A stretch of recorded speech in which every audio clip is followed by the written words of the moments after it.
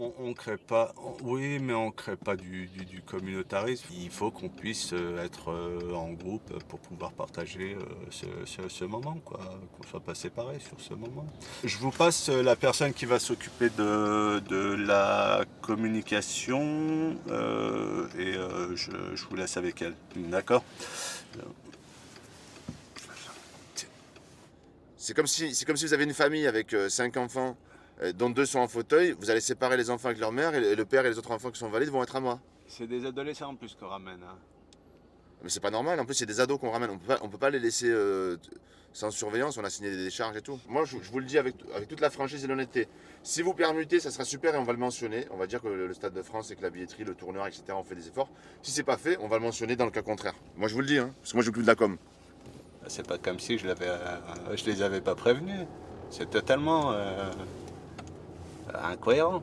Ouais. D'accord, ok, c'est pas comme si on avait. Mais pris les le places. problème, C'est pas comme si je lui avais pas. Non, mais même le mail mais que moi, j'ai reçu.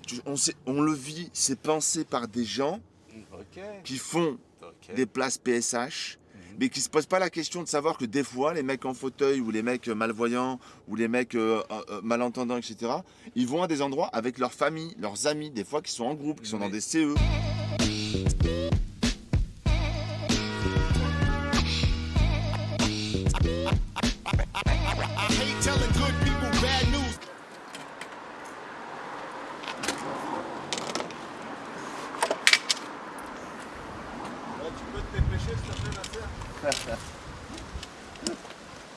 C'est toi, roulette russe.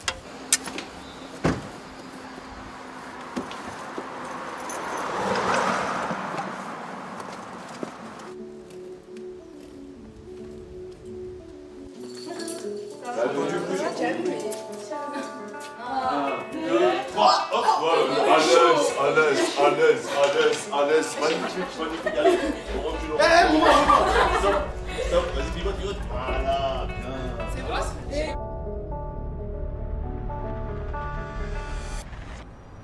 L'idée de ce projet, c'est 4 thèmes principaux. Le premier, c'est l'accessibilité à la culture. Le deuxième axe, c'est la transmission. Aujourd'hui, comme vous le savez, vous avez des bénévoles devant vous qui sont tous issus d'horizons différents et qui ont des particularités. Donc vous avez des chefs d'entreprise, vous avez des entrepreneurs, vous avez une personne en recherche d'emploi aussi. L'idée, c'est de créer du lien entre nous. Le troisième axe très important, c'est questionner la société sur le handicap et sur la considération du handicap, en fait.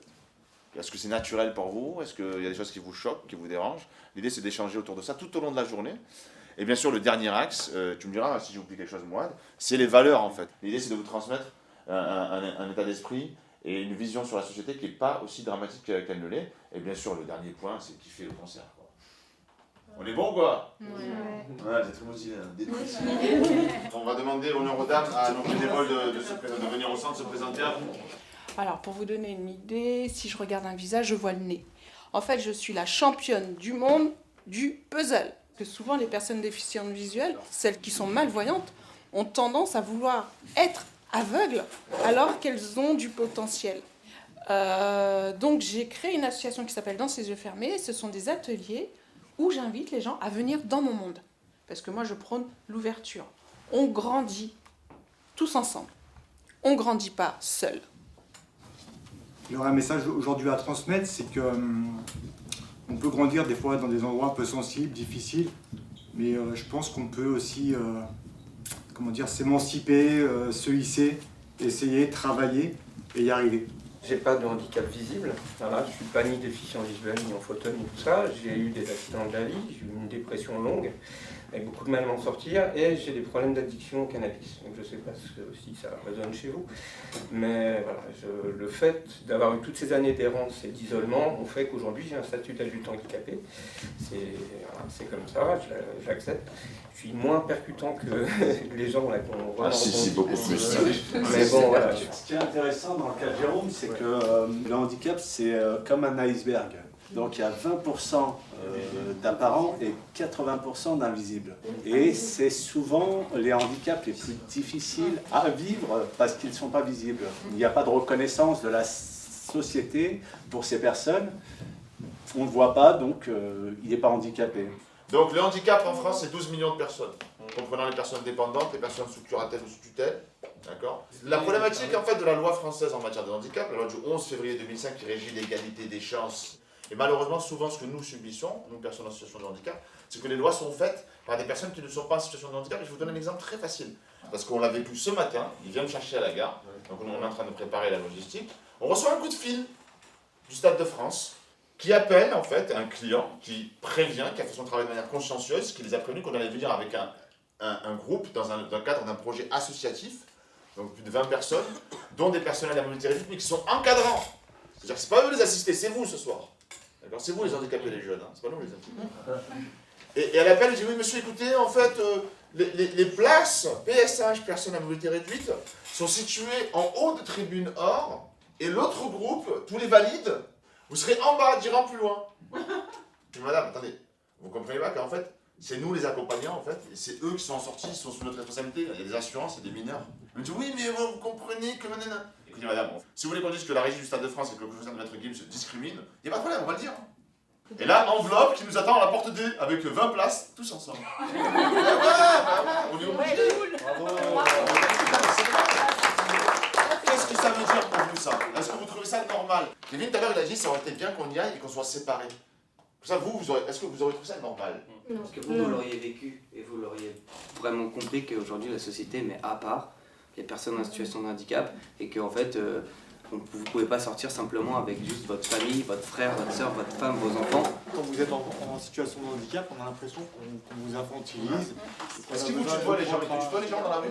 Oui, souvent ils prennent des raccourcis parce que c'est souvent de la maladresse, c'est pas de la malveillance. Oui, voilà. Des fois les gens sont souvent bienveillants mais maladroits. Ouais.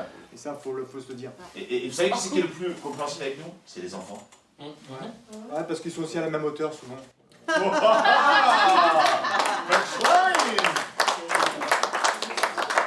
Je suis membre de la Junior Association, j'ai 16 ans. J'habite à Rosny-sous-Bois et depuis 11 ans je viens ici. J'aime pas qu'on me dise que je peux pas réussir quelque chose, sinon je le fais. Bah moi ma principale valeur c'est plus le dépassement de soi. Vos handicaps, tout ça, ça m'a vraiment sensibilisé, si ça se dit, je sais plus. Voilà, et voilà, parce que votre histoire, tout ça, ça m'a vraiment touché et puis voilà, je vous souhaite bon courage pour la suite. Et par rapport aux personnes âgées, handicapées plutôt, je trouve que c'est dommage qu'elles soient mises à l'écart parce que ce sont des gens bien, il y en a qui sont énormément de cœur et qui devraient... Ça me fait chaud au cœur là de parler comme ça. Et ce que j'ai pensé c'est que ça peut arriver à tout le monde. Ce que j'aime bien cuisiner pour les gens, leur faire plaisir. Bah moi je pense qu'on va passer une bonne soirée, on a déjà commencé à faire une belle journée, parce qu'on va tous être ensemble, on pourra échanger, rigoler, etc. Et donc on va profiter. Franchement c'est tout ce qu'on a pu entendre, c'est kiffant et voilà, on attend la suite.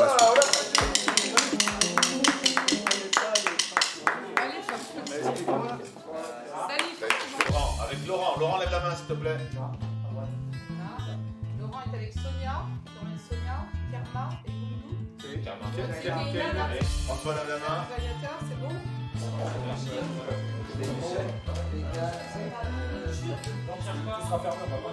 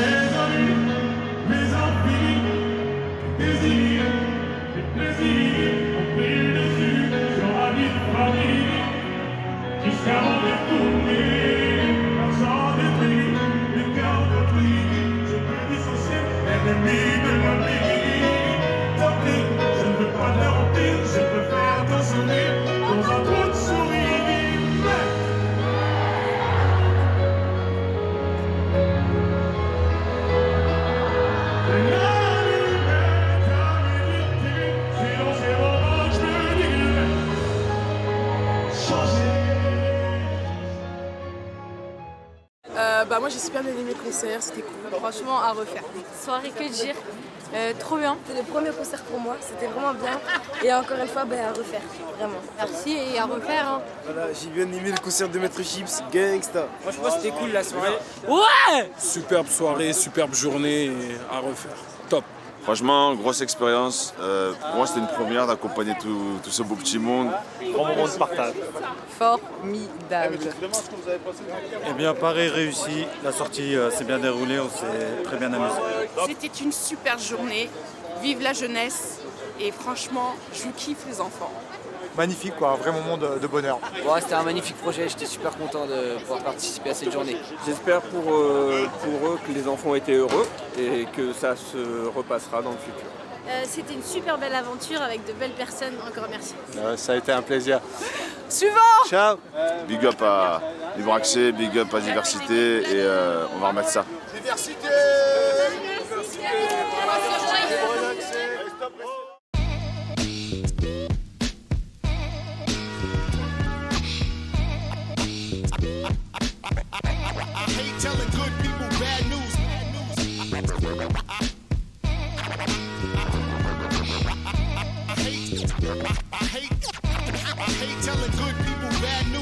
Word to God, if Big and Pac was still here, some of these weirdos wouldn't act so cavalier.